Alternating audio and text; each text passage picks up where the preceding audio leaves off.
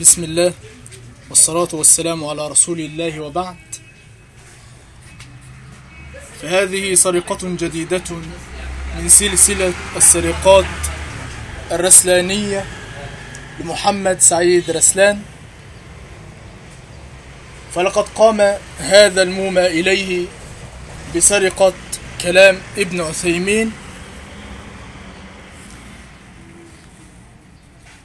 في 3 كتب يصل موضع منها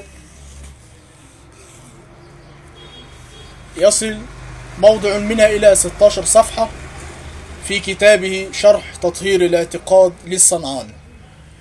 وكما ذكرنا قبل ذلك، فإن المعهود عن هذا الرجل في جل دروسه وشروحاته ودروسه وخطبه، لا سيما منها الشروح للكتب، فإنها تكون مسروقة. وهذه قاعدة، أن كل شرح له على كتاب فإنه مسروق من شروح وكتب أهل العلم. وهذا كتاب شرح تطهير الاعتقاد عن أضران الإلحاد للعلامة إسماعيل الصنعاني لمحمد سعيد رسلان، قد سرقه من 3 مواضع وكتب للشيخ ابن عثيمين.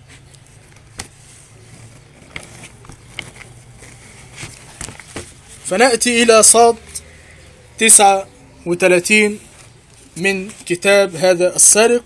قال: وأقسام التوحيد 3 هي، وذكرها إلى صاد 40.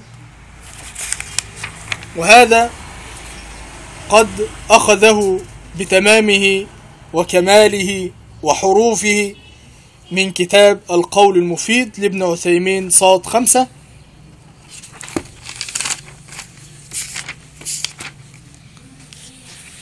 قال الشيخ العثيمين: أقسامه ينقسم التوحيد إلى 3 أقسام إلى آخره. وهذا هو الموضوع الأول. والموضوع الثاني قال: وقد سئل الإمام محمد بن عبد الوهاب رحمه الله تعالى عما يقاتل عليه وعما يكفر الرجل به، إلى صاد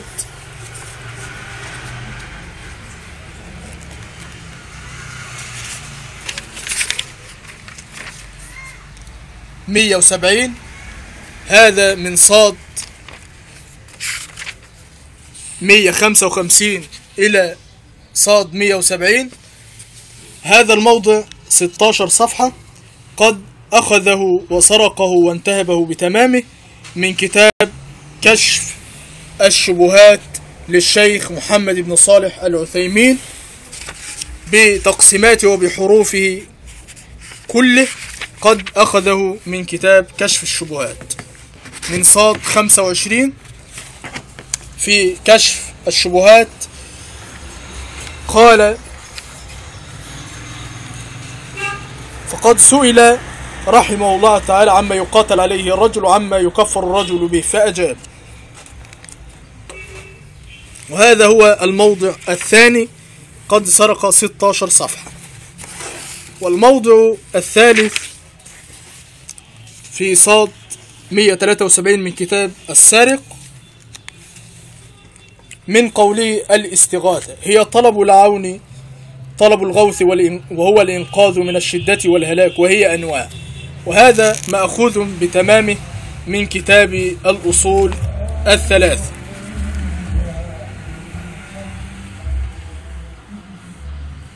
صاد 149 جامع شروح. قال الشيخ العثيمين: الاستغاثة طلب الغوث، وهو الإنقاذ من الشدة والهلاك، وهي أقسام، إلى آخره. وإننا لندعو هذا السارق وهذا الشخص للتوبة والعودة ورد الأموال التي اكتسبها إلى أصحابها، وأن يعلن البراءة والتوبة حتى تنفعه يوم القيامة، وليتذكر أنه ليس لسارق في الناس مغني ولو كل العلم له تأتى. والسلام عليكم ورحمة الله وبركاته.